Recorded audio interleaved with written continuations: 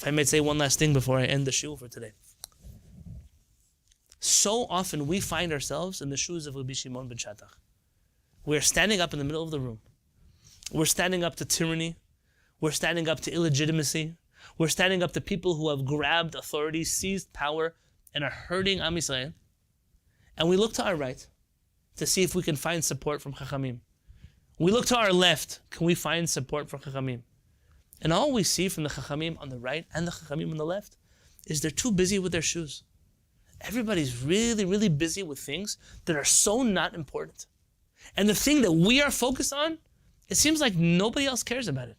Nobody else is going to stand up and help you.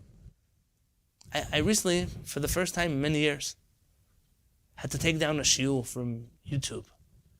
Not something because I'm afraid. I'm not afraid.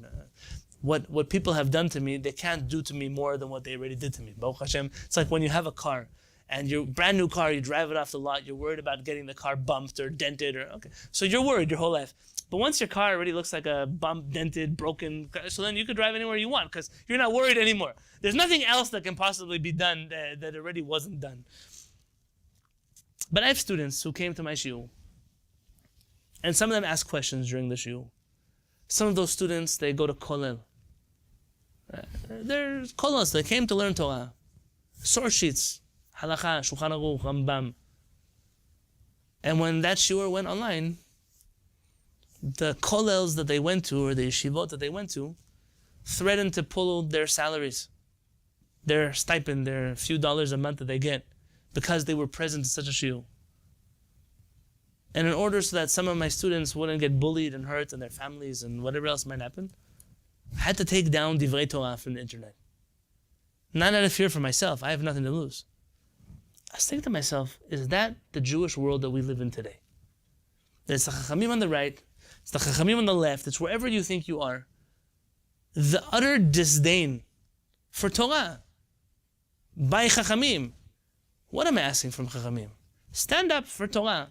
It doesn't have to be right, you don't have to agree with it. You can be on the right of me or on the left of me, it doesn't matter.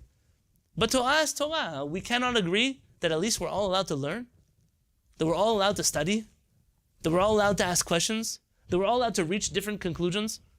I'm not asking us to all live together and hold hands and dance. I'm not asking. Man, let us do what is right and stand up together against all the forces that are really hurting the Torah. Kollel students studying Shulchan Aruch is not hurting the Torah. I know you might think so. Some lay people knowing what the Rambam actually wrote is not a threat to the Torah. I know some rabbis might think so. There are real threats to the Torah. There are real threats to the Jewish people. Should I tell you a real threat to the Jewish people? Our enemies, like the Hamas. They're a real threat to the Jewish people. Where are all the Chachamim? Busy with their shoes. There are real threats to Am Yisrael. Those of us that go from place to place learning Torah together, we're not a threat to Am Yisrael.